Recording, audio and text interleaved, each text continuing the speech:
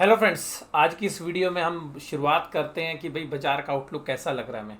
जैसा कि आप लोग जानते हैं, हम एक वीकली एनालिसिस के अंदर आपके साथ चर्चा करते हैं और हम उसमें एक चर्चा हमने की थी कि मार्केट को हम एक रेंज बाउंड जो है एक्सपेक्ट कर रहे हैं कि बाजार एक रेंज में रहने की संभावना है। और उस रेंज का जो टॉप एंड था वो था 24,800। निफ्टी के अंदर 24,800 के ऊपर अब बाजार जाकर क्लोज हो गए और हमारा मानना ये था कि बाजार जो है एक रेंज में रहेंगे और 24,800 के ऊपर यानी कि 24,800 के ऊपर अगर बाजार जाते हैं तो एक बहुत बड़ा सप्लाई एरिया है जहां पर कि बाजार को एक रेजिस्टेंस मिलता है। आज बाजार ने लगभग इन लेवल्स के आसपास काम किया और फाइनली जो है उन लेवल्स को ब्रीच करके बाजार ने ऊपरी लेवल पर क्लोजिंग दी। और आज की ये जो कैंडल बनी है ये विद वॉल्यूम जो है ड्राइव हो रही है और अब इसके बाद जो है थोड़ी शॉर्ट कवरिंग हम और एंटिसिपेट कर रहे हैं और बाजार का अब जो पहला पड़ाव बनता है वो 25,200 यानी कि 25,200 के आसपास बनता है। और इसके अलावा इसके साथ साथ जो है 25,400 के बीच तक जो है बाजार के जाने की पूरी संभावना बनती है। और यहाँ से फिर हमें लगता है कि फिर एक सेलिंग प्रेशर इमर्ज होगा, यहाँ पर एक अच्छा खासा डिस्ट्रीब्यूशन होगा। तो अभी हमें लगता है कि एक दो दिन जो है बाजार में शॉर्ट कवरिंग हो सकती है ऊपरी लेवल्स के ऊपर। मुझे ऐसा लगता है कि बाजार के अंदर जो ट्रेडर्स हैं, जो जाने माने ट्रेडर्स हैं, जो जिन्होंने ये पूरी रैली जो है प्ले की है और इस रैली की शुरुआत तकरीबन जो है 1.5 महीने पहले हुई थी और ये इसमें एक जो है एक माइनर करेक्शन जो वॉर वाली सिचुएशन थी वो अराइज हुई थी।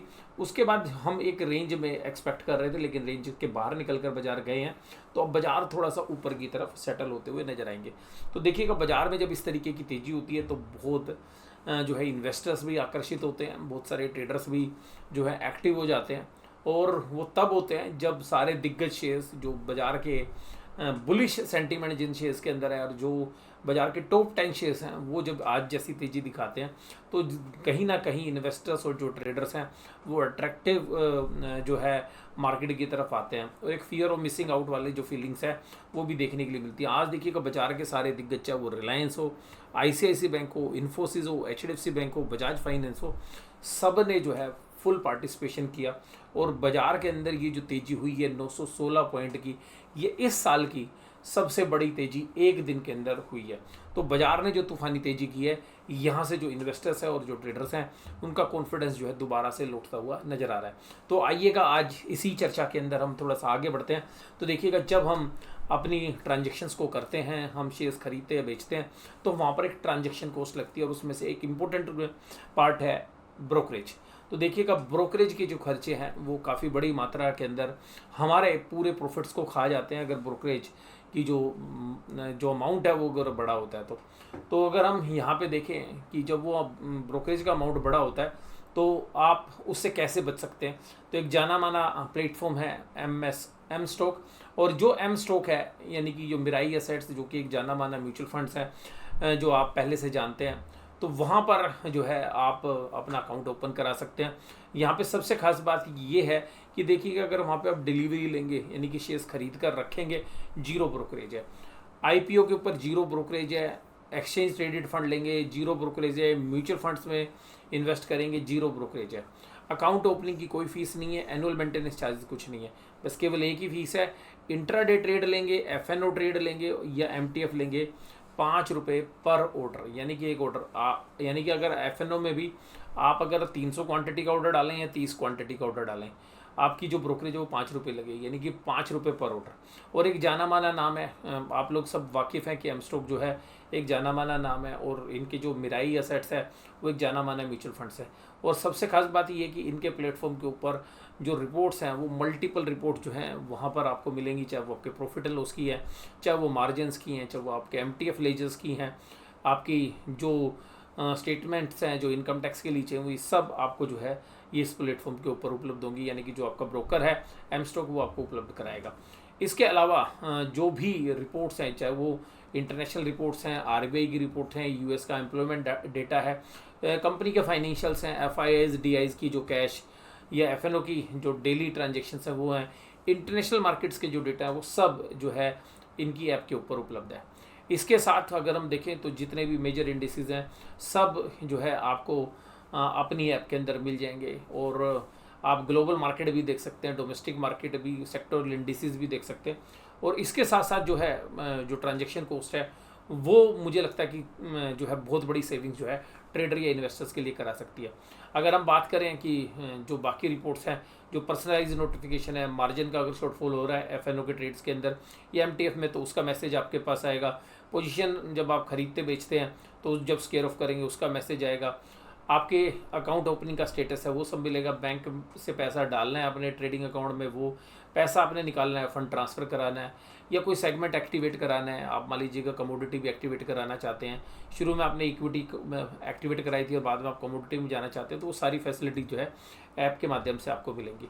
और देखिएगा सबसे खास बात ये है कि इसके अलावा अगर आप एल्गो ट्रेड्स करना चाहते हैं तो वो सारी फैसिलिटीज़ भी जो है एपीआई के माध्यम से यहाँ पर आपको मिले। M stock by Mirae assets जो है एक ऐसा प्लेटफॉर्म है जहाँ पर कि जो है ट्रस्टेड जो यूज़र्स हैं वो 19 लाख है। इसके अलावा 83 करोड़ जो हैं ट्रेड्स जो हैं फैसिलिटेट होते हैं एक दिन के अंदर। उसके बाद जो है 7467 ट्रेड्स पर मिनट हो रहे हैं। तो ये तो थी बात हमारी एम स्टॉक के बारे में। अब बात करते हैं आगे मार्केट के बारे में। तो देखिएगा मार्केट में जिस तरीके की तेज़ी आज रही उसका जो मुख्य श्रेय जाता है वो जाता है सबसे पहले आईटी स्टॉक्स में। अब आईटी स्टॉक्स में ये तेज़ी क्यों रही? आईटी स्टॉक्स में तेज़ी इसलिए रही क्योंकि यूएस और चाइना के बीच में एक डील हो गई है, और वो जो टैरिफ वाली जो डील है उसके अंदर 90 डेज़ का जो है वो एक पॉज रखा है, एक लोअर रेट ऑफ टैरिफ के ऊपर बात हो रही है। तो अल्टीमेटली जो इंडियन कंपनीज यूएस के अंदर सर्विस प्रोवाइडर्स हैं तो वहाँ पर अगर बिज़नेस जो है ठीक होता है तो जो इंडियन आईटी कंपनीज़ है उनको बेनिफिट होगा, इसलिए आईटी कंपनीज़ में एक अच्छी तेज़ी देखने के लिए मिली। दूसरा, हमारे बाज़ार जो है ओवरसोल्ड थे, उस वजह से भी बाज़ार चले। एक पैनिक जो था वो वॉर वाली सिचुएशन का बना हुआ था, तो सीज़ फायर के बाद जो है बड़े ट्रेडर्स को पता था लोगों ने मंदी बना रखी है, तो आओ आज इन मंदी वालों को फंसाते हैं। तो वो मंदी वाली जो ट्रेड्स हैं वो फंसते हुए नजर आए। तो मुझे लगता है कि अभी ये जो 2 वीकली एक्सपायरी हैं, यानी कि चाहे सेंसेक्स की है चाहे निफ्टी की है, इनसे पहले शायद बाज़ार को गिरने नहीं देंगे बड़े प्लेयर, क्योंकि जिन्होंने भी मंदी बनाई है उनको शायद बाज़ार निकलने ना दे। तो ये मंदी क्योंकि फियर की वजह से बहुत लोगों ने एग्रेसिवली मंदी बनाई थी, और जिस तरीके से इंडिया और पाकिस्तान के बीच में वॉर लाइक सिचुएशन चल रही थी और जिस तरीके से मिसाइल्स चल रही थी, ड्रोन अटैक्स हो रहे थे, तो उन सब के बीच में देखिएगा ये लाजिमी था कि जो ट्रेडर्स हैं, जो रिटेल इन्वेस्टर्स हैं, उन्होंने भयंकर तेज़ी बनाई और कुछ लोगों ने डर के माल बेच दिया। तो ऐसी परिस्थिति के अंदर जो बड़े ऑपरेटर्स हैं वो ऐसे मौके का फ़ायदा उठाते हैं और सारी मंदी की पोजीशंस को एक तरफा जो है फंसा देते हैं। तो ऐसा ही आज देखने के लिए मिला, और निफ्टी भी 1800 पॉइंट की तेज़ी करता हुआ नजर आया। अब यहाँ पर भी हमें लगता है कि जो निफ्टी बैंक के अंदर अब ये जो हाइज अब लगे थे पिछले महीने, वहाँ तक जो है बाज़ार अटेम्प्ट कर सकता है, और उसके बाद हमें लगता है कि एक मेजर फॉल बाजार के अंदर, चाहे निफ्टी हो चाहे बैंक निफ्टी हो, तो 300 से 400 पॉइंट की तेज़ी अभी शायद निफ्टी में और बचे, और निफ्टी बैंक के अंदर भी हमें लगता है कि 56,000 के आसपास तक के लेवल दोबारा से बाजार अटेम्प्ट करने के लिए जाए। लेकिन यहाँ पर एक बात ध्यान रखनी है आपने कि जब तेज़ी बनाए तो बहुत कोशिश व्यू के साथ बनाए, क्योंकि ये बड़े ऑपरेटर्स के बड़े गेम है। यहाँ पे ऐसा कुछ भी नहीं बदला है कि आपको ऐसा लगे कि एकदम वैल्यूएशंस बहुत बढ़िया हो गए, लेकिन जो फियर ऑफ मिसिंग आउट वाली जो फीलिंग है वो जनरली इन्वेस्टर्स के दिमाग में आ जाती है। तो वो शायद अभी 2-3 दिन और प्ले करे, उसके बाद शायद बाज़ार में आपको एक करेक्शन देखने के लिए मिले। तो हो सकता है कि थर्सडे की एक्सपायरी जो वीकली एक्सपायरी है तब तक बाजार एक रेंज में रहे या ऊपर की तरफ ही रहे, और उसके बाद फ्राइडे के आसपास जो है बाजार में थोड़ी सी सॉफ्टनेस आए। लेकिन एक चांसेस जरूर बनते हैं कि बाजार में इतनी बड़ी तेजी हुई है तो किसी भी समय पर एक अच्छी खासी प्रॉफिट बुकिंग बड़े प्लेयर्स कर सकते हैं। जैसे ही शॉर्ट्स पोजीशंस लोगों की कट जाएंगी उसके बाद हो सकता है कि जो बड़े प्लेयर्स हैं अपना माल बेचते हुए नजर आए। आज एक तरफा जो है ऐसा लग रहा था कि सुनियोजित तरीके से पूरे के पूरे बाजार को ऊपर की तरफ खींचा जा रहा है, जिससे कि एक पर्टिकुलर सेगमेंट के जो ट्रेडर्स हैं उनको लॉस बुक कराया जा सके। तो यहाँ पर आज का जो मूव है वो ज़्यादा हमें ऐसा लग रहा है कि जो है ऑपरेटर ड्रिवन जो है मूव था, और क्योंकि एक अच्छी खबर के ऊपर बाजार इस तरीके से चले, और जब बाजार एक ओवरसोल्ड या एक फियर वाले सिचुएशन में बहुत मंदी की पोजीशन बनी है, तो वहाँ पर एक ऐसे लेवल्स को जहाँ पे टेक्निकली बाजार रुक रहा था उसके पार भी बाजार आज चला गया। तो यहाँ पर जो मंदी वाले जो ट्रेडर्स हैं उन्होंने लास्ट टाइम अपनी पोजीशन इसलिए भी काट दी क्योंकि लास्ट टाइम बाजार उन टेक्निकल लेवल्स के ऊपर बंद हो रहा था जो अभी तक एक रेजिस्टेंस का काम कर रहे थे। पुट कॉल रेशो की बात करें तो देखिएगा अब जो है निफ्टी के अंदर स्लाइटली जो है ओवरबोट की तरफ जा रही हैं, लेकिन बैंक निफ्टी में अभी भी एक न्यूट्रल ट्रेड की तरफ ही जो है इंडिकेशंस मिल रहा है। और जहाँ तक बात करें तो ब्रेंट क्रूड में भी जो है चाइना और यूएस के टैरिफ के बाद जो है एक अच्छा पॉजिटिव मूव देखने के लिए मिला है। तो आज की इस वीडियो में बस केवल इतना ही। वीडियो में जुड़े रहने के लिए आपका धन्यवाद। Thank you very much. Investments in securities markets are subject to market risks. Read all the related documents carefully before investing.